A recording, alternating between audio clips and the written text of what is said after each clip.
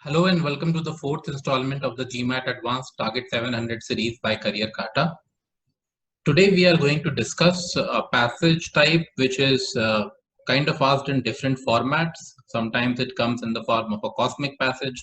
Sometimes it talks about the Big Bang hypothesis, black holes, cosmology, and the like.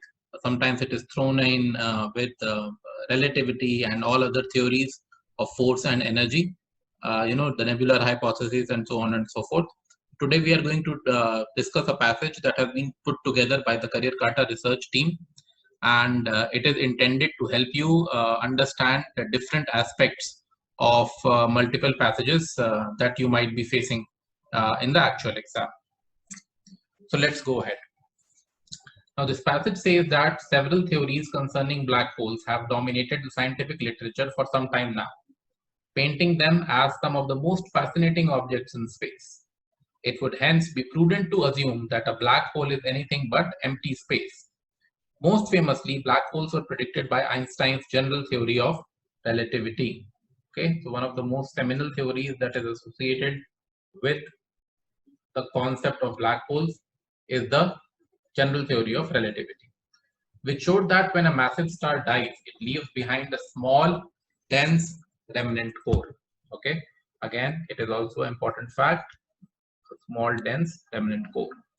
In 1974, Sir Martin Rees proposed the idea that supermassive black holes could exist within the centers of active galactic nuclei.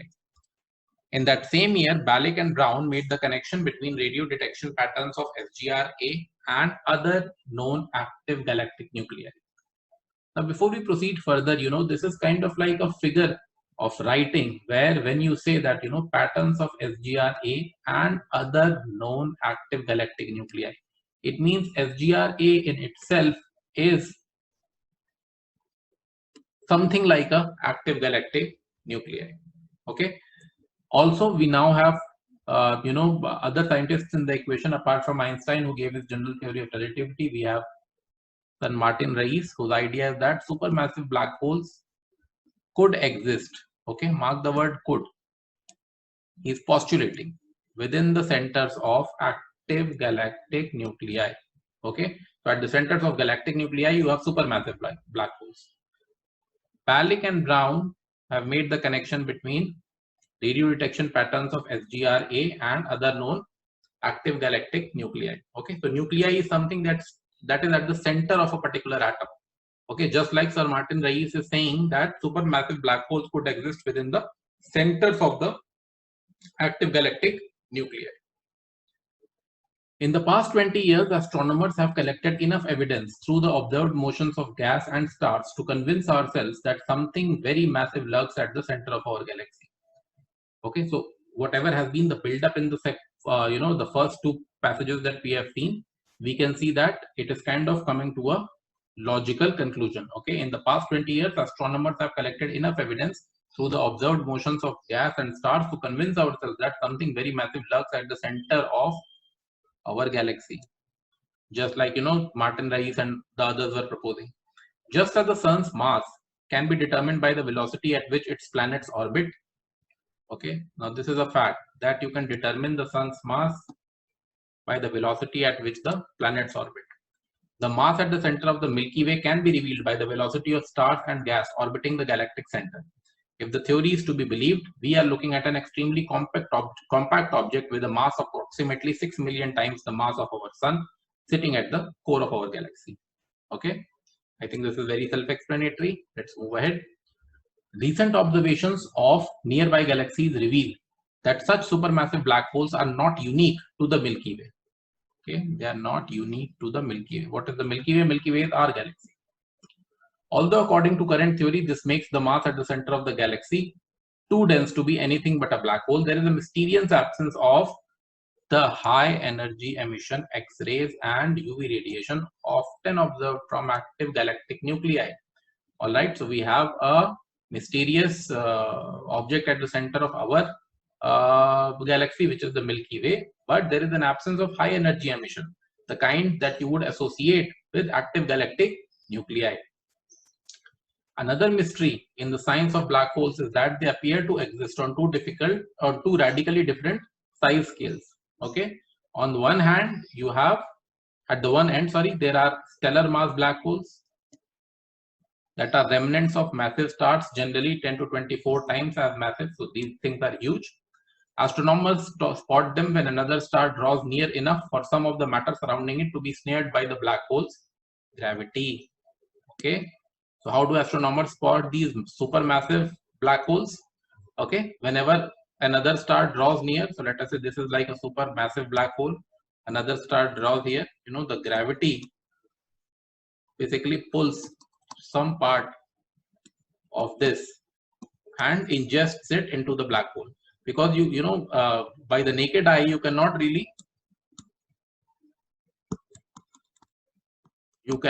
observe it using the naked eye. You would probably be able to see that this thing is gone, this you can observe, but you cannot observe a black hole directly. Okay, so astronomers have to use these kind of observations to figure out that if this chunk has been eaten away, probably at the center of this particular point you have a supermassive black hole.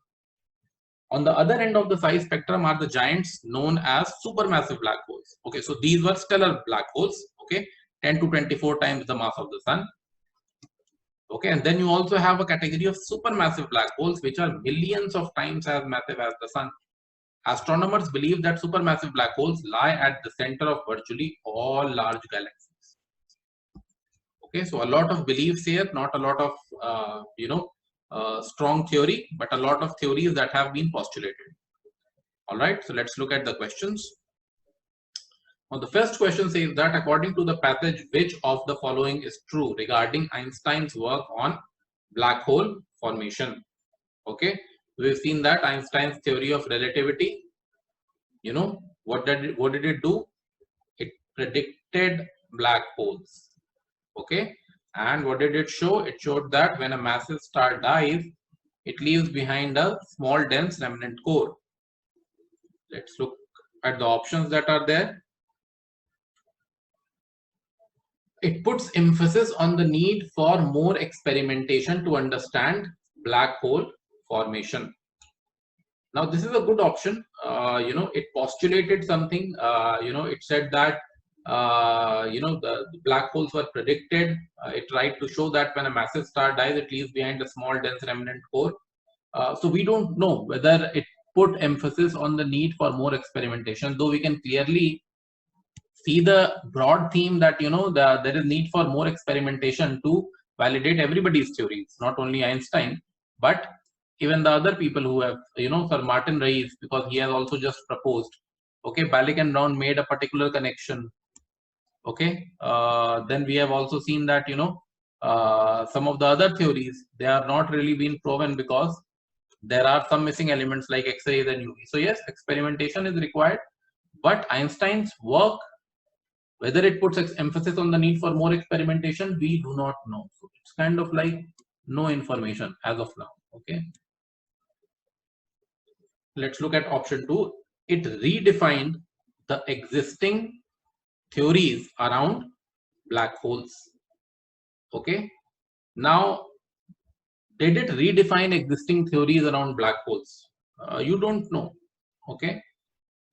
It predicted black holes, but it does not, we do not really know whether it has been driven by some other theories or it has, used some of the existing theories that were there, or probably it was a pioneering theory. So, okay. So again, not enough information.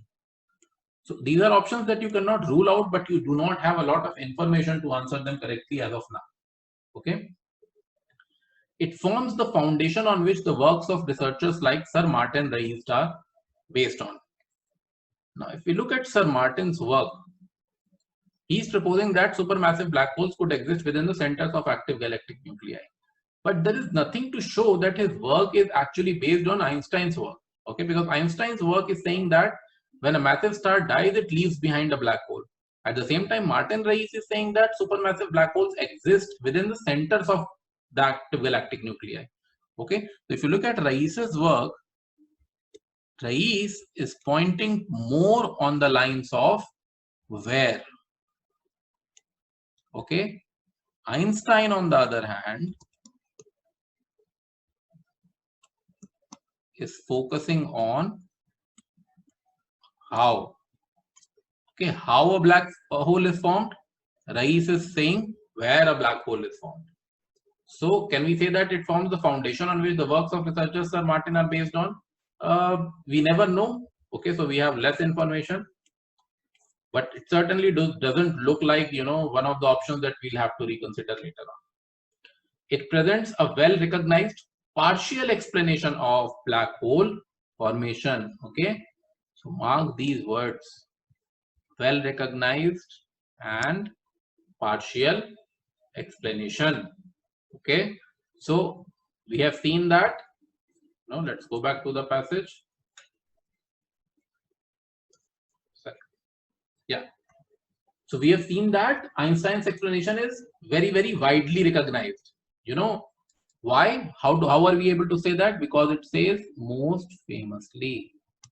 When do you use the phrase most famously? When you say that something is widely acknowledged or very, very widely recognized. All right. Why is it a partial explanation? Because if you look at the underlying theme of the passage, we can see that, you know, there are no definite theories as of now that have been presented.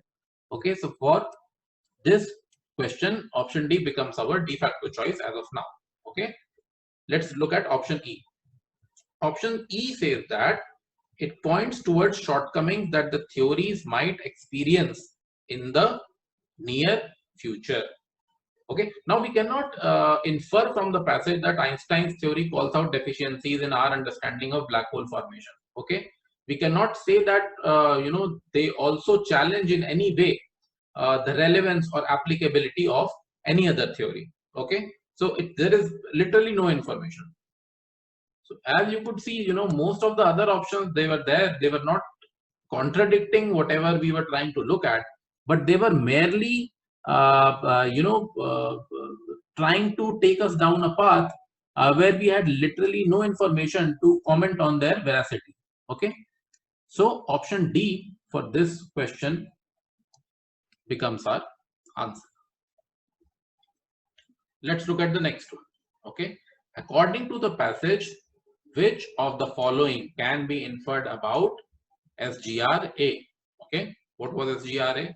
Let's come back to the passage. Okay, I think we have seen SGRA here, right?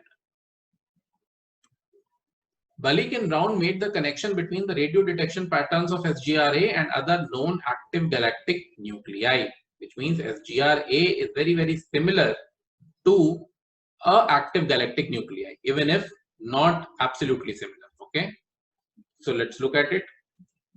Let's look at option A. Option A says that it is found at the center of the Milky Way. Okay, now the passage is in no way suggesting that SGRA is found at the center of our galaxy. You know, Milky Way is our galaxy.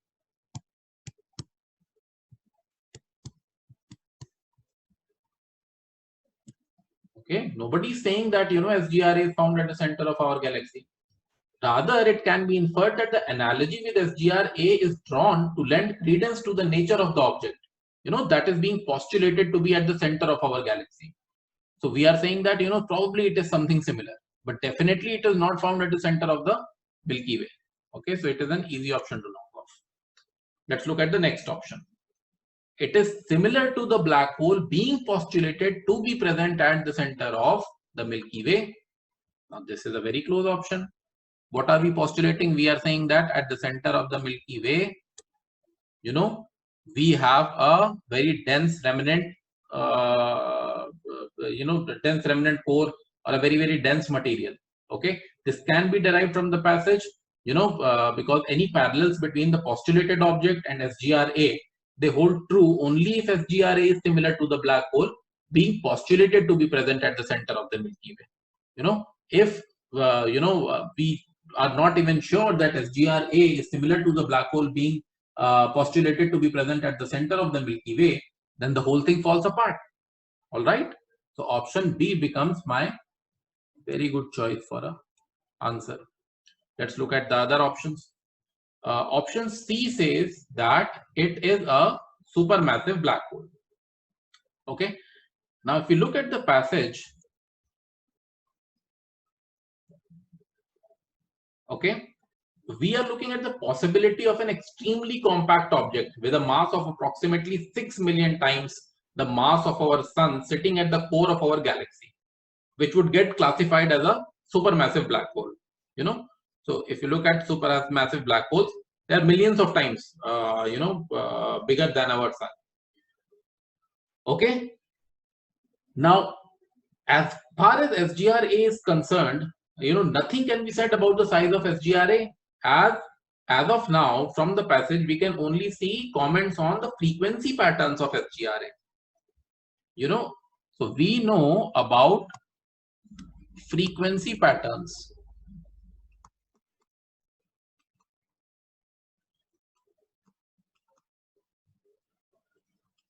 And that is the only thing that we have matched. Let's look here. Meet the connection between radio detection patterns of SGRA and other known active galactic nuclei. Okay. Nothing about the size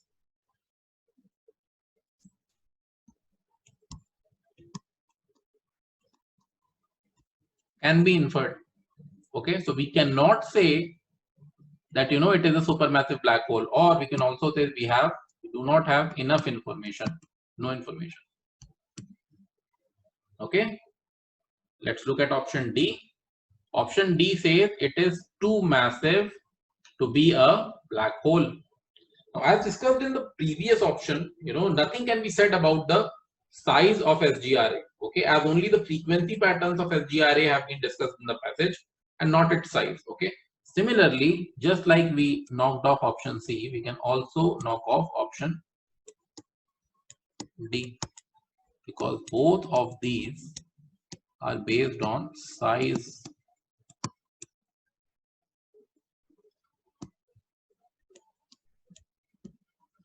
for which we do not have enough information. Okay, let's look at option E. It says it presents evidence of the postulated black hole having 6 million times the mass of our sun sitting at the core of our galaxy.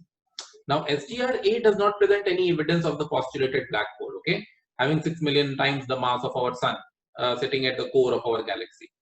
Okay, this has been estimated by the velocity of stars and gas that are orbiting the galactic center. Okay, so we said that you can look at the objects that are kind of circling around a particular mass, and based on their velocities, you can estimate the mass. Okay, nothing, SGRA had got nothing to do with it. This is a completely unrelated option and very, very easy to know. Hence, we can see that option B is going to be our answer for this question. Okay, so I hope you guys have been able to kind of get some inputs on how to handle such particular RCs. We have some more questions that we will discuss in the next video that will be related to this. So, whenever you're reading the next video, I would suggest that you remember whatever we have discussed in the passage today. We'll definitely have a quick refresher of the passage before we discuss the next video, but we'll discuss some additional questions so that your understanding of the same becomes better. Okay, till then, keep preparing. I'll see you in the next session.